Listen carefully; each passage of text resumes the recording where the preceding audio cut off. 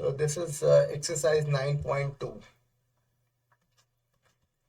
A 4.5 centimetre needle h की value दी हुई है 4.5 centimetre is placed 12 centimetre away from convex mirror. U is minus 12 centimetre. Convex mirror और focal length. Convex mirror है, convex mirror कुछ इस ढंग का है, ठीक है. तो इसकी फोकल लेंथ 15 सेंटीमीटर है, यानी कि पॉजिटिव होगी. V की वैल्यू हमें पूछा गया एंड द मैग्निफिकेशन. तो 12 सेंटीमीटर.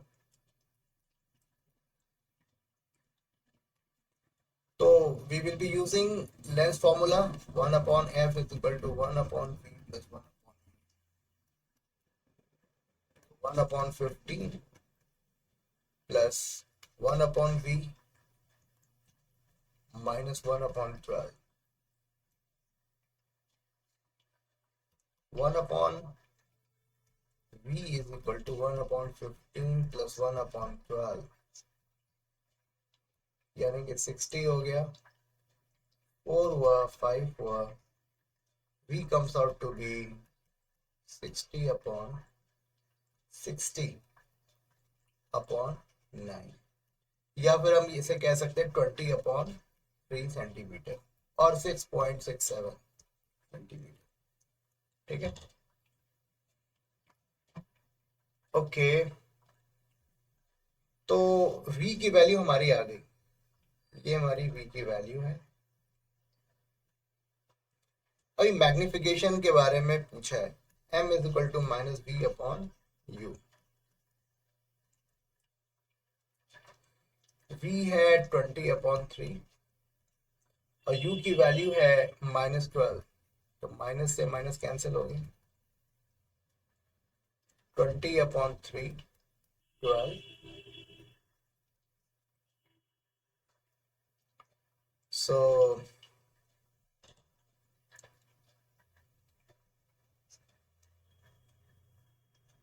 5 upon 12.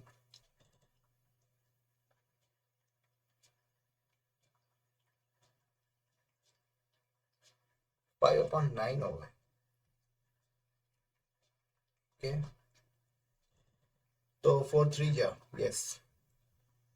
तो यहाँ पर आ रही है वैल्यू 0.5 अपॉन 9. तो 556. m की वैल्यू हमारी आई 0.56 या फिर 0.556. तो what will be the value of h dash? It will be h times 5 upon 9. इतने टाइम से मैग्नीफाई हो रहा है. तो 4.5 है h की वैल्यू.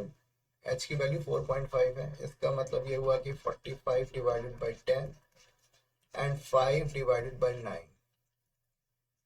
सो 25 डिवाइडेड बाई 10 और 2.5 सेंटीमीटर. तो ऑब्जेक्ट की हाइट है 4.5 सेंटीमीटर और इमेज की हाइट जो हुई 2.5 सेंटीमीटर आ रही है. इसका मतलब मैग्निफिकेशन जो है लेस देन 1 है और इमेज हमें छोटी मिल रही है. तो नेचर ऑफ इमेज कैसा बन रहा है? वर्चुअल है, इरेक्ट है एंड स्मॉलर इन साइज है. इसकी जो साइज ऑफ इमेज है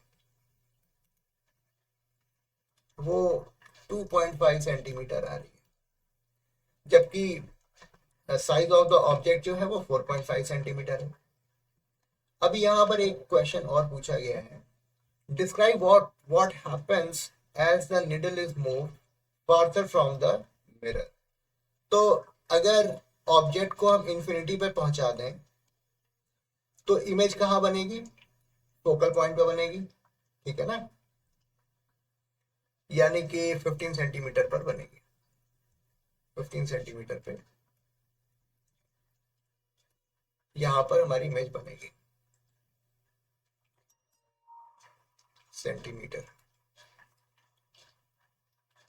लेकिन उसकी साइज कैसी होगी, क्या वो छोटा होगा या बड़ा होगा?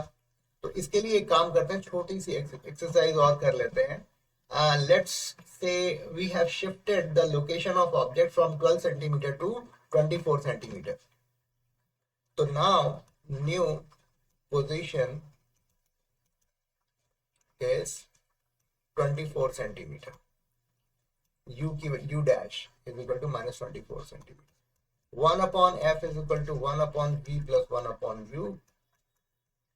तो f की वैल्यू तो कांस्टेंट ही रहेगी 15 सेंटीमीटर,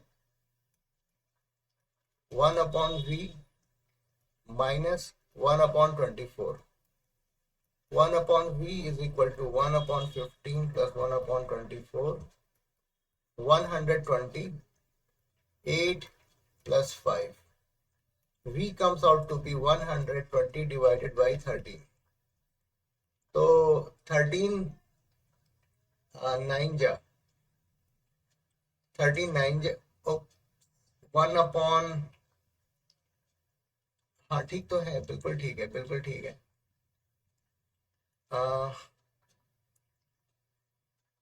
हाँ ठीक है, 128 5 120 divided by 13, ठीक। तो V comes out to be 9 3 by 13 centimetre. तो फिर से मैग्निफिकेशन की बात करें, 120 divided by 13 divided by u कितना है 24, तो 120 डिवाइडेड बाई 13 एंड 24 यानी 5 अपॉन 13, 5 अपॉन 13 हुआ। तो अगर h डैश की वैल्यू क्या हो जाएगी, h, what is the value of h? 4.5, 4.5 times 5 by 13,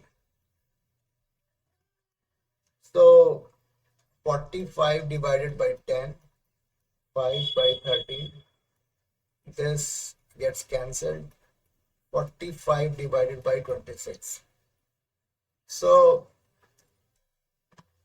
it will be less than 2.5. If we compare this number with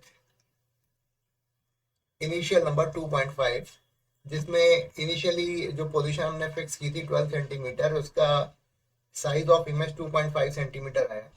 हमने ऑब्जेक्ट को थोड़ा और फारसर किया, यानी कि लेंस से हमने उसकी दूरी को और बढ़ाया, तो हम देख रहे हैं कि जो इमेज है उसकी साइज और ज़्यादा छोटी हो रही है।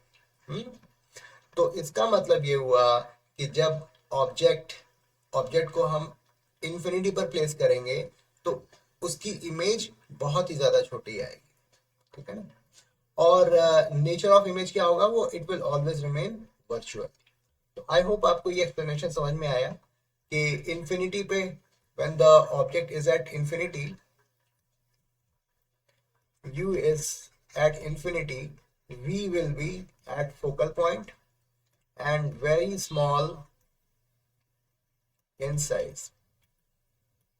जैसे जैसे नजदीक आते जाते हैं हम, जैसे जैसे नजदीक आते जाते हैं साइज हमारी बढ़ती जाएगी, ठीक है। और जो लोकेशन ऑफ इमेज है वो मिरर और उसके फोकल पॉइंट के बीच में बनेगी। So this was all about this problem statement. I hope आपको ये एक्सप्लेनेशन समझ में आया, ठीक है। तो हर एक क्वेश्चन, हर एक जो भी उन्होंने क्वेश्चन पूछे थे, हर चीज का हमने जवाब दिया, और that's all. Thank you.